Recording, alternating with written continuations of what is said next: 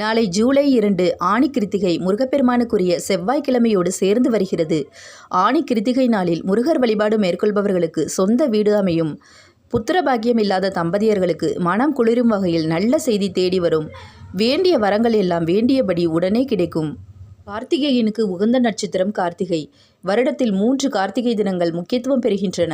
ஆடி மாதத்தில் வரும் ஆடி கிருத்திகை, கார்த்திகை மாதத்தில் வரும் மகா கிருத்திகை, தை மாதத்தில் வரும் தை கிருத்திகை ஆகிய 3ம் முக்கியத்துவம் வாய்ந்தவை என்றாலும் செவ்வாய்க்கிழமையோடு சேர்ந்து வரக்கூடிய ஆனி மாத கார்த்திகை நட்சத்திரமும் சிறப்பு வாய்ந்தது. செவ்வாய்க்கிழமையில் கிருத்திகையும் சேரும் பொழுது முருகனை வழிபடுவது சகல சௌபாகியங்களையும் கொடுக்கும் என்பது சாஸ்திர நியதி. செவ்வாய்க்கிழமையில் கிருத்திகை நட்சத்திர வழிபாடு செய்பவர்களுக்கு வேண்டிய வரமெல்லாம் உடனே கிடைக்கும் என்பது பக்தர்களின் நம்பிக்கையாக இன்று வரை இருந்து வருகிறது.